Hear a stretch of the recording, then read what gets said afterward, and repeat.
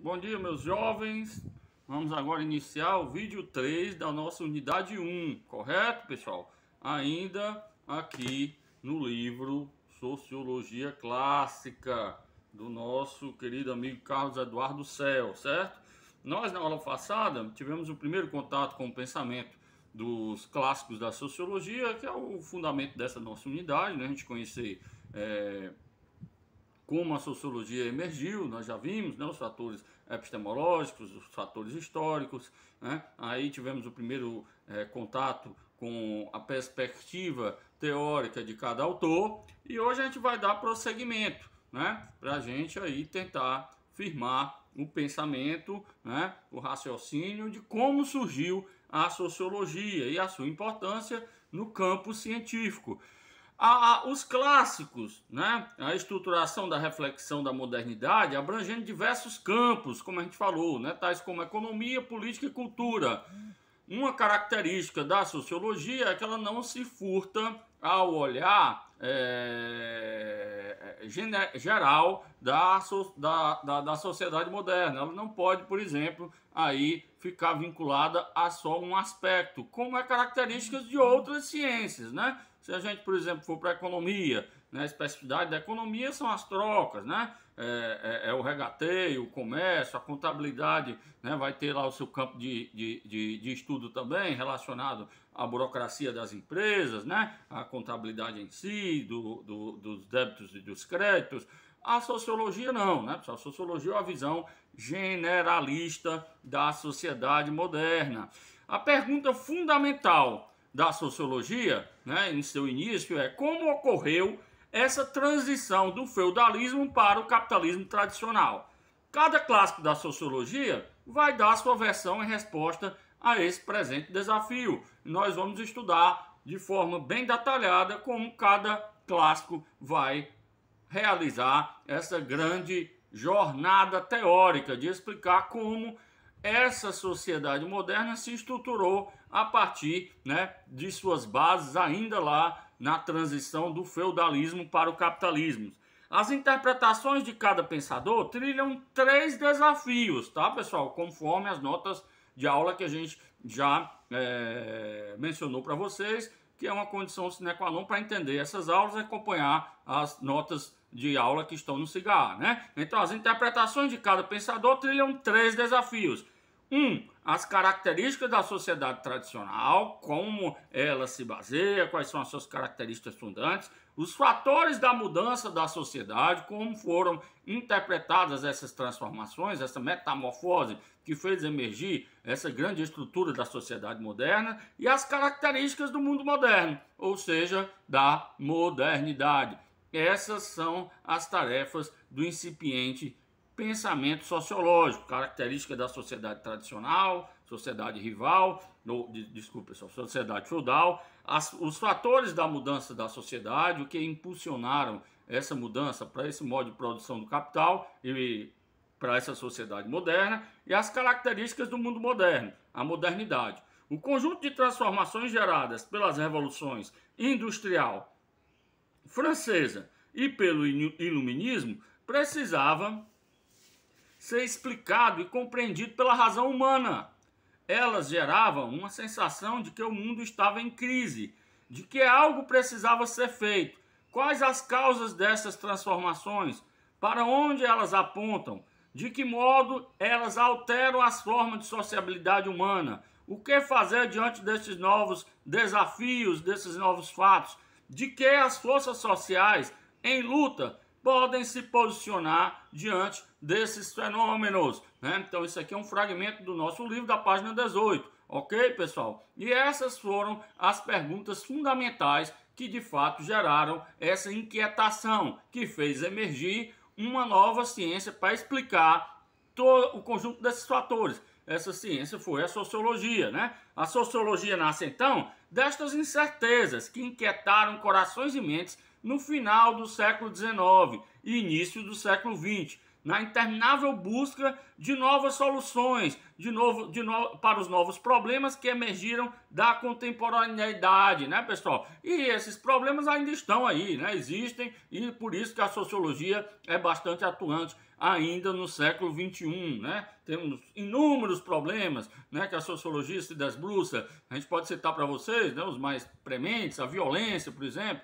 os fatores que causaram essa urbanização desenfreada e desorganizada que nós temos nas maiores metrópoles do mundo, né? A questão da desigualdade social, uma desigualdade social reinante, né, que chega a ser algo que a gente pode ser impensável e, de alguma forma, imoral, né? Essa desigualdade social que nós hoje convivemos no século XXI. A sociologia vai pensar esses fatores e outros, por exemplo, o mundo do trabalho atual, né, que é a minha especialidade lá na sociologia, a sociologia do trabalho. Então, tudo isso, a sociologia, ela vai se debruçar e tentar o quê? Buscar aí explicações. Evidentemente, quando a gente faz diagnóstico, nós também aí, que é a parte mais complicada de qualquer ciência, não é só da sociologia, é apontar indicações, prescrições, né? É muito difícil esse trabalho, a tarefa mais árdua. Por quê, né? Porque ninguém sabe o dia de amanhã. Nós só fazemos previsões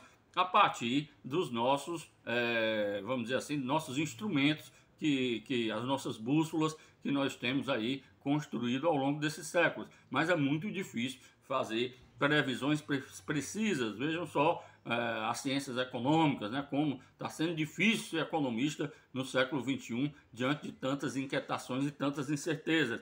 Do mesmo modo, também na sociologia é muito difícil a gente explicar o amanhã. Nós fazemos algumas previsões, evidentemente, a partir dos nossos métodos científicos. Bom, mas como é que surgiu a sociologia? Quais foram os primeiros autores, né, a se debruçar e dizer como é que essa ciência emergiu? Para Robert Nisbet, tradição sociológica, a sociologia é, então, a ciência da crise, certo, pessoal? Um grande sociólogo, Robert Nisbet, a gente estuda muito lá nos primeiros semestres da sociologia. Se alguém aí for fazer sociologia, muito provavelmente vai se deparar com esse autor, né? Grande autor de um livro chamado Tradição Sociológica. Ele vai nos dizer aqui, na página 18, no parágrafo 3º, vai dizer, ó, o conjunto de transformações geradas pela Revolução Industrial Francesa e o Iluminismo precisava ser explicado e compreendido pela razão humana. Ok, quais as causas dessa mudança, né? Nós já falamos. Neste sentido, poderíamos afirmar que a sociologia é uma ciência da crise, como argumenta Robert Nisbet, a tradição sociológica de 2005, em seu estudo das origens do pensamento sociológico, que ele mostra como os principais conceitos da sociologia clássica são justamente noções que apontam para a busca de uma nova harmonia social. A sociologia seria um empreendimento essencialmente conservador. Os pares conceituais que estruturam a sociologia em sua fase inicial expressam claramente esta realidade: comunidade versus sociedade, autoridade versus poder, status versus classe, sagrado versus profano, alienação versus progresso. Isso na visão do Robert Nisbet. A gente vai ver que desde o início a sociologia também é uma sociologia, uma ciência marcada por várias posições, né? A começar pelos clássicos. Nossos clássicos, como a gente já se referiu, né, eles têm 3 visões diferentes, né, de mundo, de como foi estruturada essa sociedade moderna. 3 aí trilhas teóricas, podemos dizer assim. O Robert Nisbet diz que a sociologia foi uma ciência que nasceu da crise, portanto, uma ciência que ela busca, desde o princípio, a harmonia social.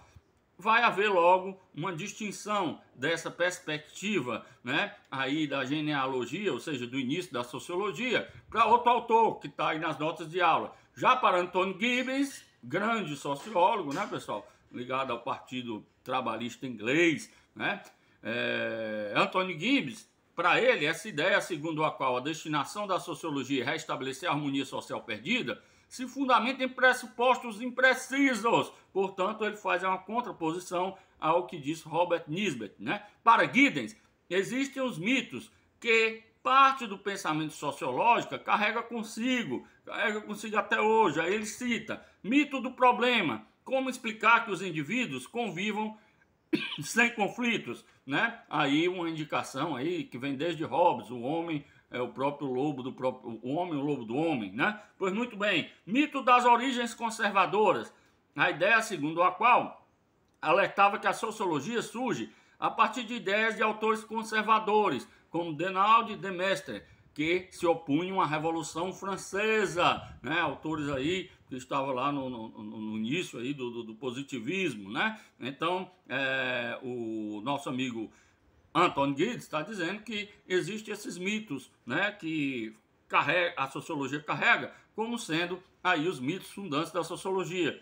Mito no sentido de ser o quê, pessoal? De ser apenas uma construção sem validação propriamente científica teórica. E outro mito que ele diz, da grande cisão, ideia que propugnava que os fundadores da sociologia estavam preocupados com a explicação geral, uma visão geral do mundo, da sociedade, uma filosofia social. Já seus continuadores se debruçaram em questões mais específicas. Muito bem, dando continuidade.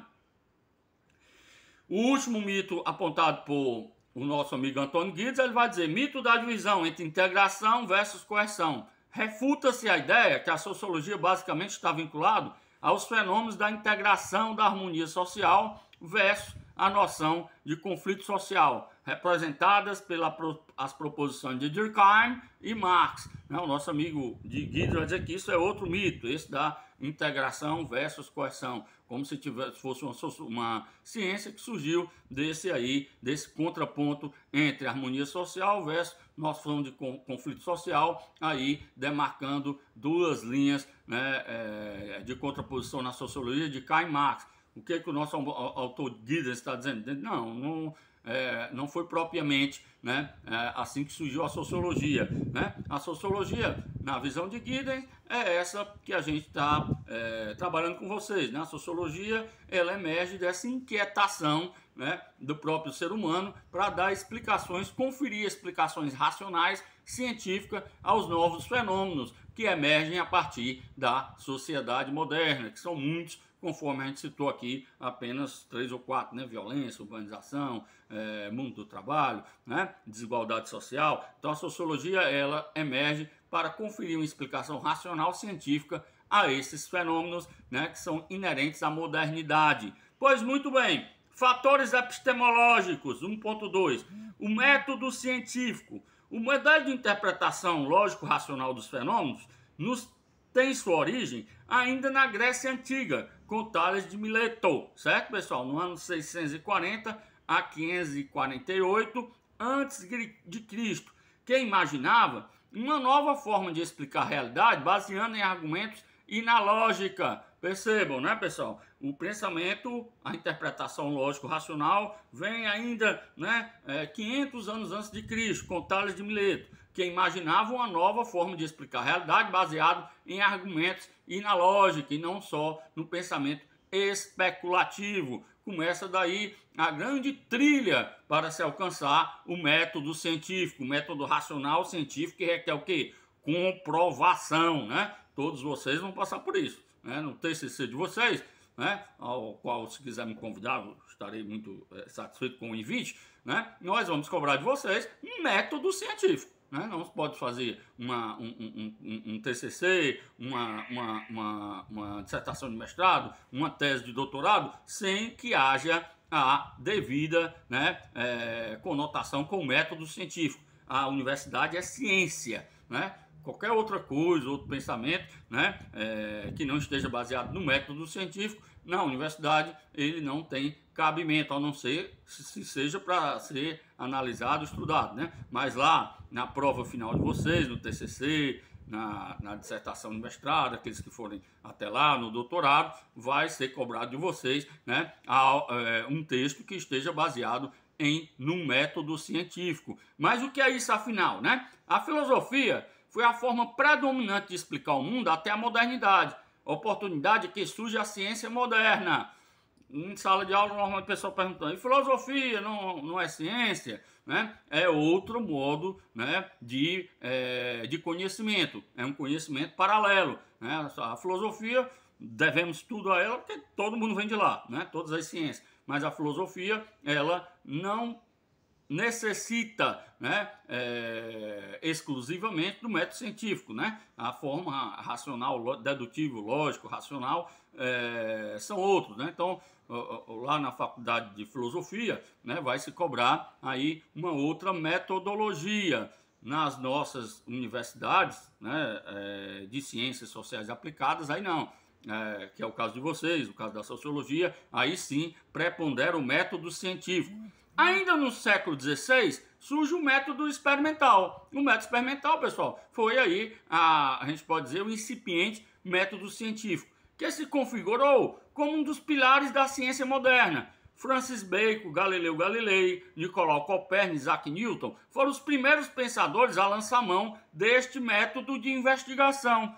O método experimental, que foi lançado mão por esses grandes cientistas, né, os nossos primeiros grandes cientistas, se fundamenta em 4 procedimentos básicos, que ainda hoje são válidos, certo, pessoal? 1. Observação sistemática dos fenômenos. 2. Construção de hipótese, né? 1 é a observação dos fenômenos, 2, construção de hipótese. Eu vou aí ter uma ideia, fazer uma ideia preliminar de como aquele fenômeno aconteceu.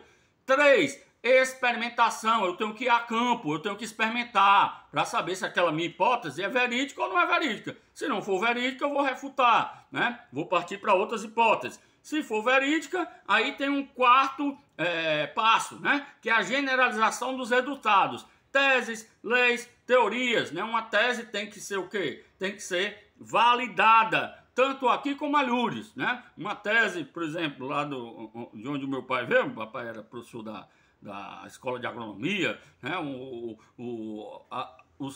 As suas descobertas, né? Tinham que ser válidas aqui no Brasil e em qualquer parte do mundo. É isso que se fundamenta o método científico. Recapitulando: 1. Observação sistemática do fenômeno. 2. Construção de hipóteses. 3. Experimentação, tem que ir a campo. 4. Generalização dos resultados, que vão redundar em teses, leis, teorias. Não é isso, pessoal? Pois muito bem.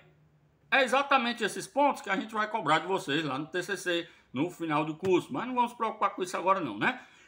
As distinções entre métodos de investigação das ciências naturais e das ciências sociais. Mas em todos os casos, os procedimentos seguem os fundamentos do método experimental até hoje. Há diferenças, né, pessoal? Isso aí já está consagrado, né, aí pela epistemologia. Há diferenças entre os métodos, né, que são aplicados às ciências naturais e os que são aplicados às ciências sociais, né? Antigamente chamava ciências sociais ciências do espírito, né? Então houve um grande, né, debate sobre isso. No início da sociologia, os positivistas, como a gente vai estudar aqui com Kant, achavam que não, que o método das ciências naturais poderia ser aplicado com o mesmo rigor nas ciências sociais. Só que isso aí foi o quê? Foi aí se modernizando, né, pessoal? Foi se aprimorando, de forma que hoje é consenso que esses métodos são distintos. O método que o papai utilizava lá nas suas pesquisas de fitopatologia não são os mesmos meus que eu vou utilizar, por exemplo, em pesquisas sociais, né, de campo, lá na sociologia do trabalho. São diversos, mas em todo caso os procedimentos seguem os fundamentos do método científico, né? Aqueles 4 passos que eu falei para vocês, né? Princípios da investigação versus princípio da falsificação. Vamos ler aqui uma citação na página 20 de um grande cientista social chamado Karl Popper, né? Que se especializou justamente no método científico. Ele vai dizer, ó: contudo, certamente, admitirei um sistema como empírico ou científico somente se ele for suscetível de ser testado pela experiência. Estas considerações sugerem que se deve, como um critério de demarcação, não a verificabilidade, mas a falseabilidade de um sistema. Em outras palavras, não exigirei de um sistema científico que ele seja suscetível de ser selecionado de uma vez por todas, em um sentido positivo, mas requererei que a sua forma lógica seja tal que ele possa ser selecionado por meios de testes empíricos, em um sentido negativo, deve ser possível refutar pela experiência um sistema científico empírico. Qual é a preocupação do nosso aqui grande autor Karl Popper? Ele está dizendo, em outras palavras, que o método científico, o sistema, né, das ciências, ele é suscetível de aprimoramentos e aprimoramentos constantes, né? Ou seja, se havia um paradigma anterior, esse paradigma, né, que são um conjunto de princípios, né, que norteiam a ciência em um determinado momento histórico, ele pode ser o quê? Superado, né? E foi, né? Temos vários exemplos disso, né, pessoal? Por exemplo, antigamente, né, a medicina tratava as pessoas com ventosas, porque pensava que a razão de todas as doenças eram os fluidos, né? Depois surge a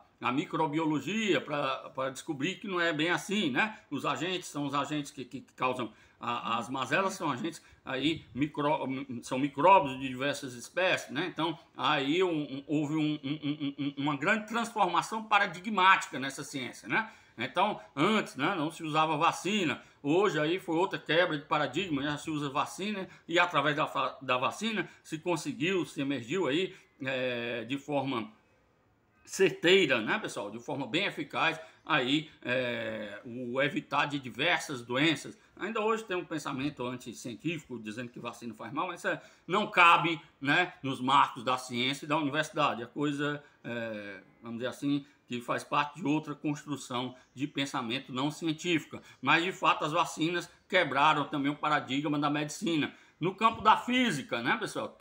Temos a física de Newton, né? De Isaac Newton. Essa física aí foi superada. Hoje a física, apesar de certamente ter tido precisão num determinado momento histórico, por exemplo, vários planetas que nós conhecemos hoje foram aí descobertos a partir dos princípios da física de Newton, né? Mas essa física foi superada, né? A física hoje que está em voga é a física quântica, né? Aí já é uma outra quebra de paradigma. Isso a gente exemplifica desses exemplos que são mais palpáveis, mas nas ciências sociais também, né? Como a gente vai ver, a ciência social ela começa com Kant, pensando que os métodos das ciências naturais são compatíveis com as ciências sociais. Houve uma quebra de paradigma. Hoje é consenso que não, né? Que esses métodos são distintos. E em toda a ciência há essa evolução. Karl Popper, quando fez essa citação, é justamente nesse sentido, que um sistema científico, ele tem que ser o quê? Não passível, né? Somente de ser verificado de uma forma positiva. Quando a gente fala isso, é experimentado de uma forma positiva. Ele também tem que ser passível de quê? De receber aprimoramentos. Ok, pessoal? A gente vai ficar por aqui hoje. Na próxima aula nós vamos começar da filosofia à sociologia. Fique com Deus, tenha um bom final de semana para todo mundo. Tchau.